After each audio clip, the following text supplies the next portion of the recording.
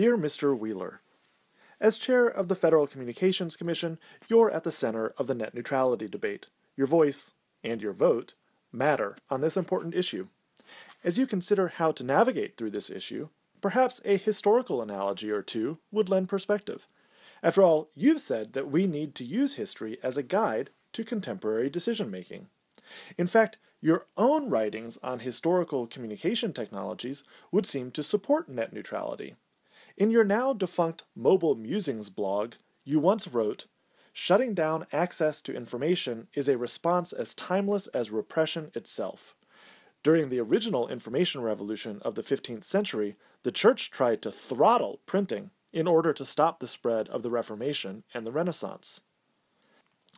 Do we want an internet where internet service providers, or ISPs, are able to similarly throttle communication streams that are not able to pay extra to be in a fast lane?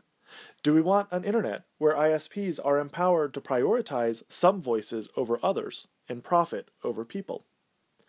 Another historical example might help answer these questions. A little-known story about the Civil War involves Abraham Lincoln's use of the telegraph to communicate with generals in the field. Lincoln used the telegraph to get instantaneous news to and from the battlefronts and to issue orders to his generals in real time. Through the telegraph, Lincoln could effectively see the opinions and strategies of all of his generals all at the same time. Although private companies owned the network of telegraph lines, Congress enacted a law in 1862 that allowed the government to utilize telegraph lines as necessary for military purpose. Lincoln persuaded the Congress that the public good that would come from prioritizing telegraphs about the war trumped the right of private telegraph companies to prioritize telegraphs about commerce. Where did we learn this fascinating story about Lincoln, the telegraph, and the public good? Well, there's a great book called Mr. Lincoln's T-Mails, the untold story of how Abraham Lincoln used the telegraph to win the Civil War. It's written by Tom Wheeler. Hey, that's you! The analogy isn't perfect, but imagine. What if Lincoln's telegraphs to generals in the field had been slowed down, passed by messages that had purchased a higher priority in the telegraph queue? The Civil War may well have ended differently.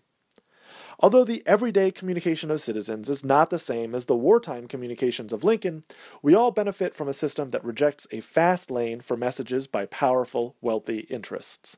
The fairest system, from a perspective that values democratic deliberation, is one that treats each of our messages equally. We think that, faced with the contemporary media ecology, Lincoln would have recognized the value of net neutrality. In fact, we can remix some of his most famous quotes, along with some other recognizable quotes from former leaders, to underline the importance of net neutrality. 1/2 years ago, Tim Berners-Lee brought forth in this world a new form of digital media, conceived in liberty and dedicated to the proposition that all websites are created and distributed equally.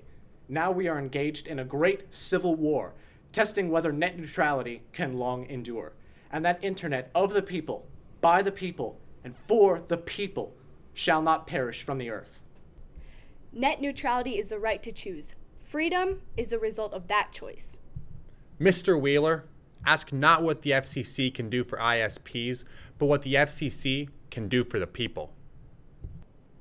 I urge you to beware the temptation of apathy, the temptation of blithely declaring yourselves above it all and labeling both sides equally at fault, to ignore the facts of history and the aggressive impulses of the evil ISP empire, to simply remove yourselves from the struggle between right and wrong and good and evil.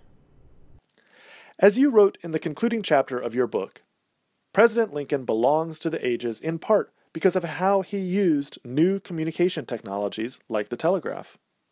How will the ages remember you, Mr. Wheeler? Will you be remembered as the person who handed the internet over to the telecommunications industry? Or will you be remembered as the person who helped preserve the transformative, anti-hierarchical distribution system of the internet? It was not so long ago that you wrote these words, and now you really have the power to give power to the people. We urge you to do so. America will never be destroyed from the outside. If we falter and lose our freedoms, it will be because we destroyed ourselves.